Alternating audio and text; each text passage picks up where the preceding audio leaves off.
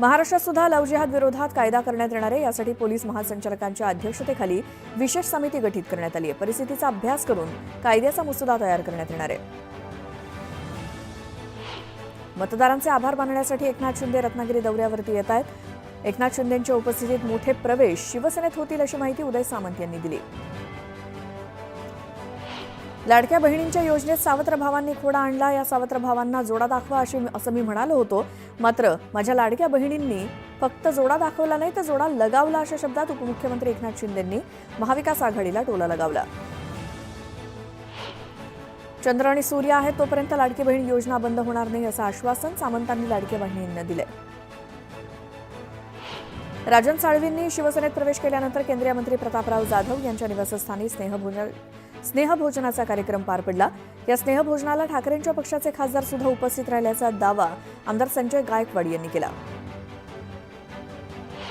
हिंगोलीतील जनसुराज्य शक्ती पक्षाचे नेते गुरुपादेश्वर शिवाचार्य महाराज यांनी भाजपमध्ये प्रवेश केला। चंद्रशेखर बावनकुळे, रवींद्र चव्हाण आणि अशोक चव्हाण यांच्या उपस्थितीत हा पक्ष प्रवेश पार पडला। भिकारी सुद्धा 1 रुपया घेत नाही, आम्ही मात्र 1 रुपयामध्ये पीक विमा दिला असं अजब विधान कृषी मंत्री माणिकराव कोकाटे यांनी केलं। काही लोकांनी या योजनेमध्ये गैरफायदा घेण्याचा प्रयत्न केला। इतर राज्यातील लोकांनी ऑनलाईन अर्ज दाखल केले तसं कोकाटे म्हणाले। माझ्या वक्तव्याचा विरोधकांनी विपर्यास केला। विरोधक माझ्या विरोधात बोलण्याची संधी शोधतायत, त्यांना माझ्या वक्तव्याचा अर्थ तरी कळला का असा सवाल विचारत मंत्री कोकाटे यांनी आपल्या वक्तव्याबाबत स्पष्टीकरण दिलं।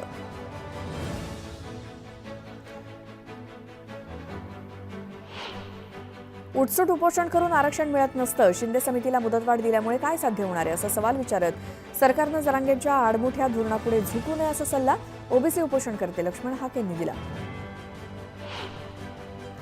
स्थानिक स्वराज्य संस्थांच्या निवडणुका भारतीय जनता पार्टी महायुतीसोबतच लढणार आहे अशी माहिती महसूल मंत्री चंद्रशेखर बावनकुळे यांनी दिली। मंत्रालयातल्या वॉर रूमवरून आमच्यात कुठलाही वॉर नाही असं स्पष्टीकरण उपमुख्यमंत्री एकनाथ शिंदेंनी दिलं। शिवसेनेच्या मंत्र्यांच्या कामाचा आढावा घेण्यासाठी समन्वय कक्ष तयार केला असून ते वॉर रूम नाही असं शिंदे म्हणाले। रोजच राजकारण पण करायचं नसतं, कधी मित्र पण जपायचं असतं। राजकारणामध्ये विरोधक पण मित्र असू शकतात, त्यामुळे आमच्याकडे कधी कोणी आलं तर आदित्य ठाकरे यांना काय अडचण आहे असा सवाल भरत गोगावलेंनी उपस्थित केला। केंद्रीय क्रीडा राज्यमंत्री रक्षा खडसे आणि राज्याचे वस्त्रोद्योग मंत्री संजय सावकारे यांच्या उपस्थितीत जिल्हाधिकारी कार्यालयात आढावा बैठक पार पडली। विविध योजनांची माहिती घेत अधिकाऱ्यांना योजनांच्या अंमलबजावणीबाबत सूचना देण्यात आल्या। जालन्यामध्ये मंजूर झालेल्या जुन्या प्रकल्पाचं श्रेय घेण्यापेक्षा नव्यानं प्रकल्प आणण्यासाठी प्रयत्न करा असा सल्ला भाजपचे नेते रावसाहेब दानवेंनी अर्जुन खोतकरांसह गोरंट्याल यांना दिला। मत्स्य व्यवसाय मंत्री नितेश राणेंच्या पुढाकारानं ताडदेव इथल्या मासळी विक्रेत्यांचा पुनर्वसनाचा प्रश्न अखेर सुटला। पालिका आयुक्तांनी महिलांचं पुनर्वसन ताडदेव इथेच करणार असल्याचं आश्वासन दिलं। परिवहन मंत्री प्रताप सरनाईक यांच्यामार्फत खास मीरा भाईंदरमधील उत्तम पाली चौक इथल्या जनतेसाठी लोकदरबाराचं आयोजन करण्यात आलं होतं। मच्छीमारीला येणाऱ्या अडचणी आणि स्थानिकांचे प्रश्न सोडवण्यासाठी बैठक घेण्यात आली।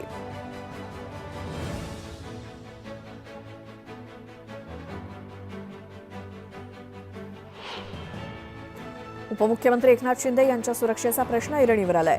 एकनाथ शिंदेंच्या आगमनावेळी अनधिकृतपणे ड्रोन फ्लाय करणाऱ्याला पोलिसांनी ताब्यात घेतलं। महाराष्ट्र राज्याचे उपमुख्यमंत्री एकनाथ शिंदे यांच्या उपस्थितीत नाशिकच्या जिल्हाधिकारी कार्यालयात सिंहस्थ कुंभमेळ्याची आढावा बैठक पार पडली। या बैठकीला शिक्षण मंत्री दादा भुसे देखील उपस्थित होते। धाराशिव आणि रायगड पालकमंत्री पदाचा महायुतीमधील वाद आता तुळजाभवानी चरणी येऊन ठेवलेला आहे। रायगडचे पालकमंत्री पद मिळावं म्हणून गोगावलेंनी तुळजाभवानीचे दर्शन घेत आई तुळजाभवानीला साकडं घातलं।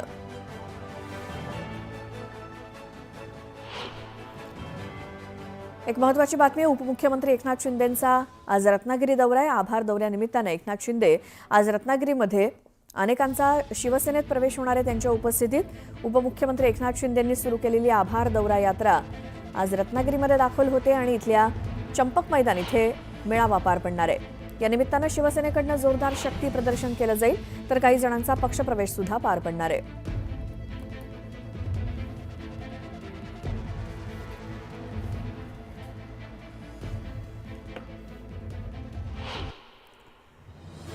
मंत्री धनंजय मुंडेंवरती सातत्यानं टीका करणाऱ्या सुरेश धस यांनी धनंजय मुंडेंची भेट घेतली. या भेटीनंतर केवळ तब्येतीची विचारपूस करण्यासाठी गेल्याचं स्पष्टीकरण सुरेश धसांनी दिलं. या भेटीमध्ये दोघांमध्ये तब्बल 4.5 तास चर्चा झाली. सुरेश धस यांनी मुंडेंची भेट घ्यायला नको होती. धसांनी विश्वासार्हता गमावली. राजकीय दबावामुळे त्यांनी भेट घेतली अशा शब्दात मनोज जरांगे पाटील यांनी सुरेश धसांवर टीका केली. एवढा प्रामाणिकपणे काम करणारा माणूस अचानक यू-टर्न कसा काय घेतो हे कळायला मार्ग नाही. 4.5 तास चर्चा झाली असेल तर तुझ्या गळा माझ्या गळा गुंफू मोत्याच्या माळा अशा शब्दात आव्हाडांनी धस यांना टोला लगावला. बीडची जनता संतोष देशमुखांना न्याय केव्हा मिळणार या प्रतीक्षेत असताना सुरेश धस यांनी धनंजय मुंडेंची भेट घेतली. हा बीडच्या जनतेचा विश्वासघात आहे असं म्हणत सचिन खरात यांनी धसांवर टीका केली. सावित्रीबाई फुले पुणे विद्यापीठातील प्रवेशासाठी सीईटी जाहीर झाली. त्यानुसार 18 ते 20 मार्च दरम्यान पदव्युत्तर पदवी प्रवेशासाठी तर 4 एप्रिल रोजी पदवी प्रवेशासाठी सामायिक प्रवेश परीक्षा घेण्यात येणार असून अर्ज करण्यासाठी 3 मार्चपर्यंतची मुदत देण्यात आली आहे. तुळजापूरच्या मंदिराचा जीर्णोद्धार, रायगड किल्ला संवर्धन आणि मराठी चित्रपटासंदर्भात सांस्कृतिक कार्यमंत्री आशिष शेलार यांच्या दालनामध्ये बैठका झाल्या. या तीनही विषयात पुढच्या 15 दिवसात स्वतंत्र बैठका घेण्याचा निर्णय झालाय. राज्यातील एक पडदा थिएटरची अवस्था अत्यंत बिकट असून तब्बल 700 ते 800 थिएटर्सपैकी बरीच थिएटर्स बंद पडली आहेत. त्याच जागेवर मोठं कॉम्प्लेक्स तयार करून एका मजल्यावर थिएटर करून द्यावं अशी मागणी सांस्कृतिक मंत्र्यांकडे करण्यात आली आहे. महाकुंभमेळ्यात 50 ते 55 कोटी लोक येतील, ज्यामुळे उत्तर प्रदेशच्या अर्थव्यवस्थेला चालना मिळेल असं योगी आदित्यनाथ यांनी म्हटलं. तसंच महाकुंभमेळ्याच्या आयोजनासाठी 1500 कोटी रुपये खर्च झाले असून त्या बदल्यात 3 लाख कोटी रुपयांचा फायदा होतोय असंही योगी आदित्यनाथ यांनी म्हटलं. राज्यातील बाजार समितीत बाजारात मक्याची आवक 730 क्विंटल इतकी झाली तर सोयाबीनला 2211 रुपये प्रति क्विंटल इतका दर मिळाला. बाजारात मक्याची आवक मोठ्या प्रमाणात मंदावली आहे. राज्यातील बाजार समितीमध्ये सोयाबीनची आवक 18,221 क्विंटल इतकी झाली तर सोयाबीनला 3,878 रुपये प्रति क्विंटल इतका दर मिळाला. राज्यात 2,577 क्विंटल ज्वारीची आवक झाली. शाळू ज्वारीला मंठा इथे कमीत कमी 1700 तर सरासरी 2,000 रुपये प्रति क्विंटल दर मिळाला. वक्फ दुरुस्ती विधेयकावरील संसदीय संयुक्त समितीचा अहवाल संसदेत सादर करण्यात आला. या अहवालात असं निदर्शनास आलंय की देशातील राष्ट्रीय महत्त्वाची सुमारे 280 स्मारकं वक्फ बोर्डाची मालमत्ता म्हणून घोषित करण्यात आली आहेत. त्यातील बहुतेक स्मारकं राजधानी दिल्लीतली आहेत. बेस्ट तिकीट दर वाढवण्याबाबत प्रशासनाच्या हालचाली सुरू आहेत. मात्र संभाव्य दरवाढीला बेस्ट कामगार सेनेचा विरोध असून पालिकेनं 5 ते 6 हजार कोटींचं अनुदान तातडीनं देण्याची मागणी बेस्ट कामगार सेनेचे अध्यक्ष सुहास सामंत यांनी पालिकेला केली आहे. पुण्यातील सार्वजनिक वाहतूक व्यवस्थेचा कणा असलेल्या पीएमपीच्या आर्थिक तोट्यामुळे कंबरडं मोडलंय. पुणे, पिंपरी चिंचवड आणि पीएमआरडीए या क्षेत्रात पीएमपीचा रोजचा प्रवास 3,60,000 किलोमीटर इतका होतो. प्रति किलोमीटरमध्ये अवघे 53 रुपये मिळत आहेत. आरटीईच्या 25% राखीव जागांसाठी 1,01,916 जणांची निवड करण्यात आली. 85,000 मुलं अर्जाच्या प्रतीक्षेत आहेत. बँकेशी आधार कार्ड लिंक होत नसल्यामुळे लाडक्या बहिणींच्या पदरी निराशा पडली होती. मात्र आता 6 लाख लाडक्या बहिणींचं आधार कार्ड बँकेशी लिंक झाल्यामुळे त्यांना फेब्रुवारी महिन्याच्या अखेरपर्यंत लाभ मिळणार असल्याचं महिला आणि बालविकास विभागातील अधिकाऱ्यांनी सांगितलं.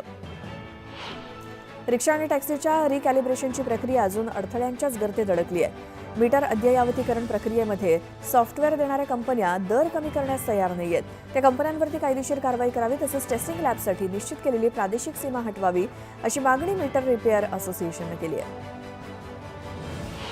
लोकप्रिय युट्यूबर रणवीर अलाहाबादिया काल खार पोलिसांकडे चौकशीसाठी उपस्थित राहिला नाही.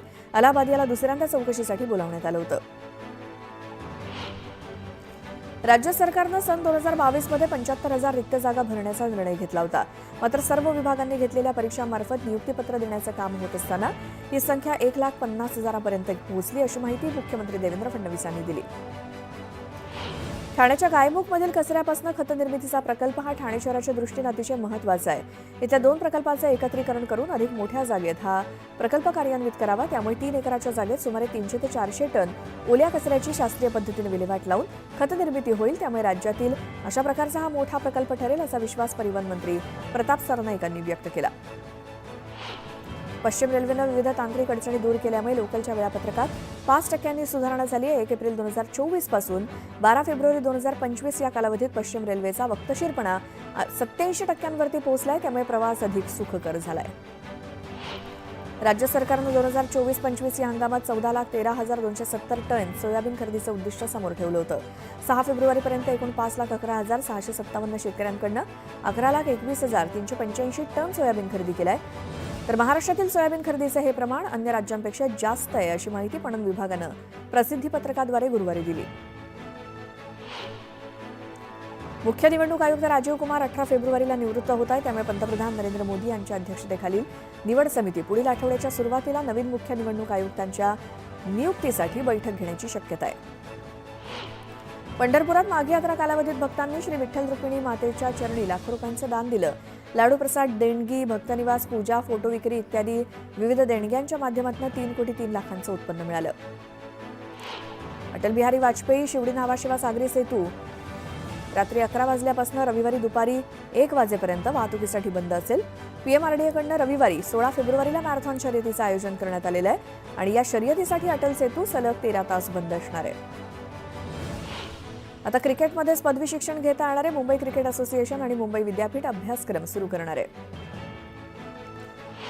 मध्य आणि पश्चिम रेल्वेवर विविध अभियांत्रिकी आणि देखभालीची कामं करण्यासाठी रविवारी मेगा ब्लॉक असणार आहे. ब्लॉक कालावधी सीएसएमटी ते विद्याविहार दरम्यान अप आणि डाऊन धीम्या मार्गावरील लोकल जलद मार्गावरती वळवण्यात येणार आहे.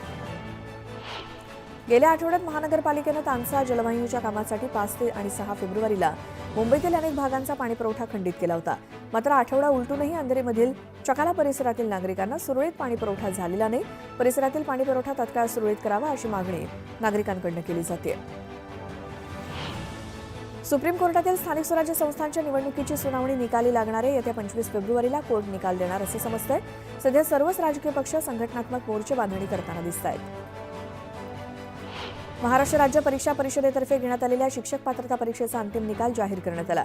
त्यानुसार परीक्षेत 11,168 उमेदवार पात्र ठरले असून एकूण निकाल 3.38% लागलाय. महाराष्ट्र सरकारनं राज्यातील सर्व आयुक्तालयांमध्ये लवकरात लवकर नवीन फौजदारी कायदे लागू करावेत असे निर्देश केंद्रीय गृहमंत्री अमित शहांनी दिलेत. त्यावरती हे कायदे लागू करण्यासाठी आम्ही वेगानं काम करू असं फडणवीसांनी सांगितलं. खरगोन ते मुक्ताईनगर या राष्ट्रीय महामार्गाच्या चौपदरीकरणात ज्या शेतकऱ्यांच्या जमिनी संपादित केल्या त्यांना योग्य मोबदला मिळालेला नाही. त्यामुळे मुक्ताईनगर शेतकरी संघर्ष समिती आणि अन्य शेतकऱ्यांनी आंदोलन करत पुलाचं काम बंद पाडलं.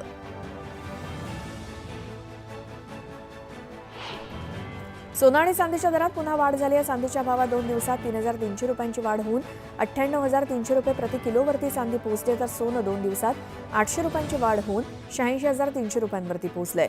सध्याच्या भावानुसार 1 किलो चांदीसाठी जीएसटीसह 1,01,249 रुपये मोजावे लागत आहेत. आरटीई प्रवेशाची पहिली निवड यादी जाहीर झाली असून लॉटरी प्रक्रियेद्वारे ही यादी जाहीर करण्यात आली आहे. या जळगाव जिल्ह्यातील 268 शाळांसाठी उपलब्ध असलेल्या जागांसाठी 3,080 विद्यार्थ्यांच्या नावांची यादी जाहीर झाली आहे. राज्यात सर्वाधिक रासायनिक खतांचा वापर जळगाव जिल्ह्यात होतो. मात्र युरिया खताचा अतिरेक आणि अशास्त्रीय पद्धतीनं वापर जमीन आणि पर्यावरणासाठी घातक ठरू लागल्याचं स्पष्ट होत आहे. मार्च अखेरपर्यंत विविध करांची 100% वसुली करण्यासाठी जळगाव महापालिका प्रशासनानं कंबर कसली आहे. त्यानुसार टॉप 10 थकबाकीदारांची यादी तयार करण्यात येते. अशा थकबाकीदारांना कराचा भरणा करण्याची शेवटची एक संधी दिली जाणार आहे. जळगाव रावेरमधील सावखेडा इथे बुवा महाराजांच्या यात्रा महोत्सवाचं आयोजन करण्यात आलं. यात्रा महोत्सवाला 130 वर्षांची परंपरा असून बुवाजी महाराज संस्थानच्या वतीनं महोत्सवाची तयारी करण्यात आली आहे. एक महत्त्वाची बातमी, नवी मुंबईमध्ये घर घेण्याचं रहिवाशांचं स्वप्न आता पूर्ण होणार आहे. याचं कारण म्हणजे सिडकोच्या माझ्या पसंतीचं सिडकोचं घर या योजनेअंतर्गत आज 26,000 घरांची सोडत काढली जाणार आहे. सिडकोनं खारघर, वाशी, खारकोपर, तळोजा, कळंबोली, बामणडोंगरी, खारकोप आणि मानसरोवर या भागामध्ये 26,000 घरांच्या विक्रीची योजना जाहीर केली होती आणि या योजनांसाठी तब्बल 1.5 लाख अर्ज प्राप्त झाले. त्यापैकी 21,399 अर्जदारांनी बुकिंगची रक्कम भरण्यात यश मिळवलंय. पात्र अर्जांची अंतिम यादी सिडकोकडून जाहीर करण्यात आली आहे. सिडकोच्या अधिकृत संकेतस्थळावरती या सोडतीचं थेट प्रक्षेपण होणार असल्यामुळे अर्जदारांना घर बसल्या निकाल बघता येणार आहे.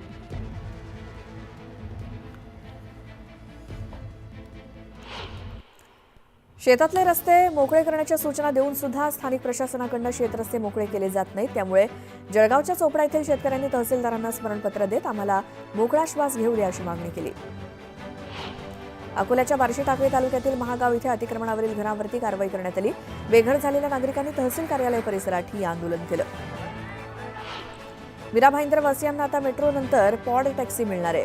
नागरिकांसाठी परिवहन मंत्री प्रताप सरनाईक यांच्या प्रयत्नांनी प्रायोगिक तत्वावर पॉड टॅक्सीची सुविधा सुरू केली जाणार आहे.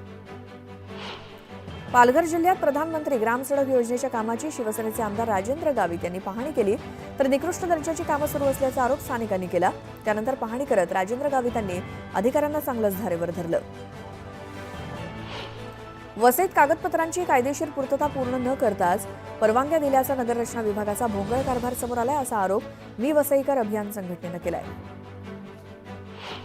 न्यू कोऑपरेटिव्ह बँक लिमिटेडवरती आरबीआयनं निर्बंध लादल्यानंतर या बँकेच्या अनेक शाखा बंद झाल्यात. पुढचं आयुष्य कसं घालवायचं या संभ्रमावस्थेत आता ठेवीदार आहेत. व्हॅलेंटाईन डेला मनसेकडनं पोस्ट ऑफिस अधीक्षकांना गुलाब भेट देऊन निवेदन सादर करण्यात आलं. पोस्ट ऑफिसमधील वाहनांचे पीयूसी संपले, गाड्या आउटडेटेड झाल्यात, या गाड्या भंगारात काढा अशी मागणी मनसेनं केली. साताऱ्यात शिवजयंती महोत्सव समितीच्या वतीनं शिवजयंती निमित्तानं सलग 3 दिवस विविध कार्यक्रमांचं आयोजन करण्यात आलंय. तशी माहिती सार्वजनिक बांधकाम मंत्री शिवेंद्रराजे भोसलेंनी दिली. 17, 18 आणि 19 फेब्रुवारी दरम्यान हे कार्यक्रम पार पडणार आहेत.